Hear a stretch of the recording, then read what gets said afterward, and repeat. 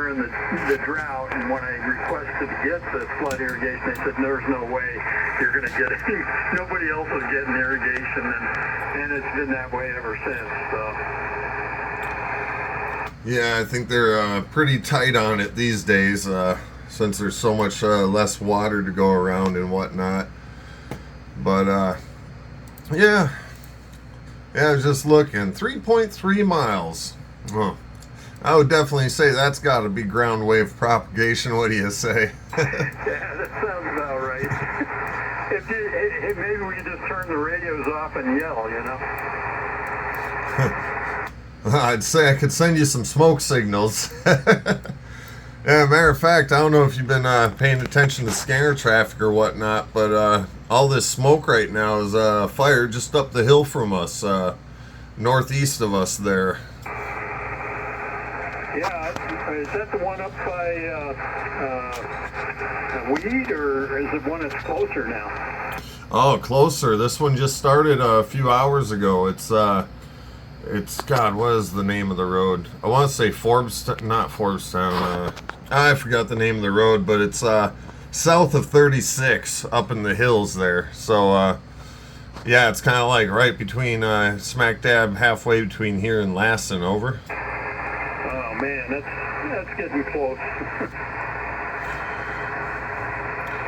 Yeah, I was in Red Bluff earlier getting some stuff at the irrigation store, and I just heard sirens after sirens after sirens going by. I was like, what the heck? I was like, that's got to be a fire. And started scanning the Cal Fire channels once I get into the car on the mobile there, and got the roads, which I didn't know anything about which roads those were, so I got home, looked them up, and I was like, oh, yep, that would explain why all the smoke's over here right now. Yeah, we just had a fire down the street from us here yesterday morning. It was just a small, tiny thing, but boy, a lot of smoke, black smoke coming up from it. I don't know what started it. It's just up from my daughter's house. I don't know if you've ever been down Buena Vista, but she's got the place with that great big barn, that's the old dairy barn that's there. Yeah, but it's empty now. Oh yeah, I think I know the spot you're talking about there. Yeah, yeah, if it was a black bunch of black smoke, it was probably some homeless started a fire or something. It's pretty sad that even our area actually has a big problem with the homeless and that nowadays. It used to be a big city problem, not a little tiny one stoplight country town problem. Yeah, it's pretty much everywhere now. Well, let me get this email over to you, and then maybe we can connect. And I don't know. Do you belong in any clubs in the area? No, I haven't really found any I'd like to join yet. I got a few guys on the local repeaters keep trying to convince me to join the Gears Club, and I keep trying to convince them that there's enough of us, we should just make our own club. Yeah, I'm kind of in the Gears Club. I haven't paid dues for a couple of years, but because I stopped going for the last couple of years.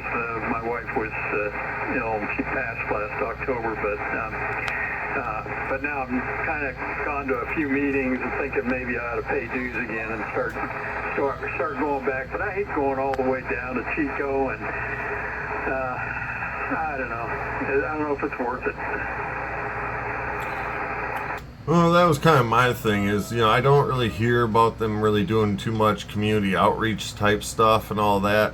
And I'd almost want to rather get a group of guys together and start our own club and, try and, go around to the schools maybe, or like go to, the Boy Scouts and things like that, and try and actively get youth and get other people involved in ham and, and just, kind of stuff like that. I just don't really see a lot of that with the clubs around here, and even with Gears for their field day, they just do it in the parking lot of the Elks Lodge or whatever, and I'm just like, that just doesn't seem like a a fun club to join. I'd want to join a club that actually goes out somewhere and does like a camping outing for field day and things like that. Yeah, I think my camping days are over, but yeah, I'm going to be 72 next month, and I like the comfort of a bed these days. So, I'm looking at your page here. I'm seeing all this equipment you've got, these towers, and it looks like you've got an orchard there, and yeah, a lot of neat pictures. Yeah, thanks. Yeah, we're we're on a 80-acre walnut orchard here, so plenty of room for wire antennas. Unfortunately, the trees are still fairly young. I can't wait another 10 years when they're 50-foot tall trees, and we can actually string some good antennas up high with them. But it does the trick for the time being, and we got plenty of land to play around with for antennas, which is something I know a lot of people don't get that opportunity. So I got a few plans in the future to do with some radio stuff out here. Should be pretty fun. Over. Yeah. I'm looking at one of your. Looks like you got a 2-meter antenna on a mast with maybe some kind of a sloper coming down. Oh, that's the loop.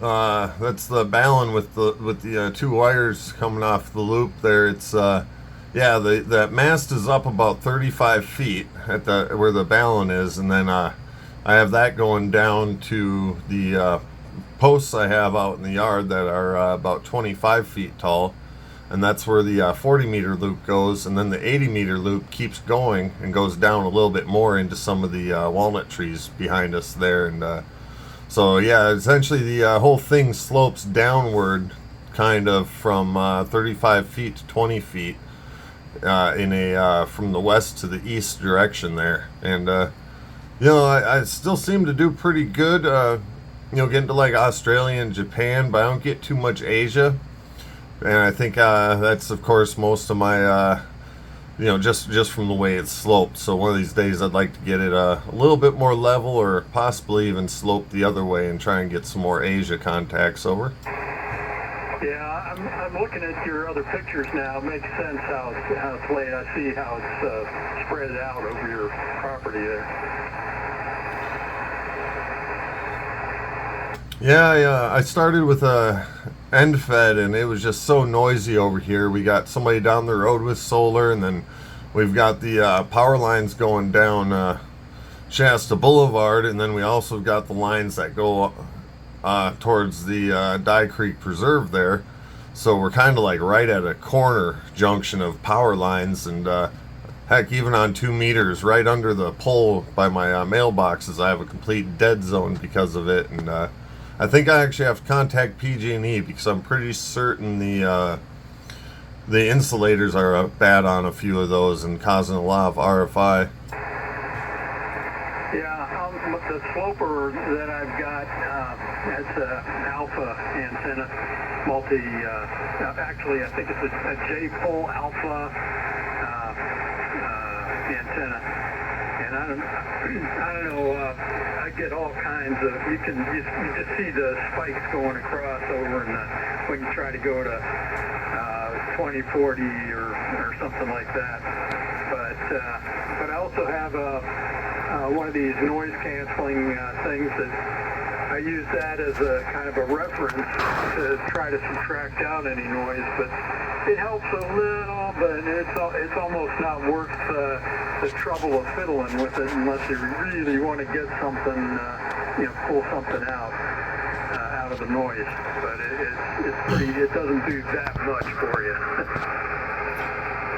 Yeah, I was actually looking at possibly getting one of those to try and get rid of some of this noise, but then I thought I'll work on the antennas some more, and then see if I can't get PG&E to come out and fix these lines, and if that does the trick, then no need to get that little box. But so it doesn't work like super good, huh? No, I mean, maybe if you have the right reference antenna, I'm not sure. I've tried different, just plain wire reference antennas, and I've never had a whole lot of luck with it. So it'll do a little bit for you, but you know. Well, I guess sometimes every little bit counts, especially if you got that rare DX. You gotta just barely pull it in there. But, well, anyway, Howard, I'm going to have to get going here. I got a few things out there to do. I got to go get this irrigation started on the orchard and whatnot. And hopefully not die from all this smoke right now or the heat. But, yeah, shoot me that email and we'll try and meet up here soon and figure out something for you. Try and get you a loop going. Over. Okay, that sounds good to me. You have a good weekend, and 73, and God bless. Yep, AG6HW73 from KN6 ODG, the Nutty Ham.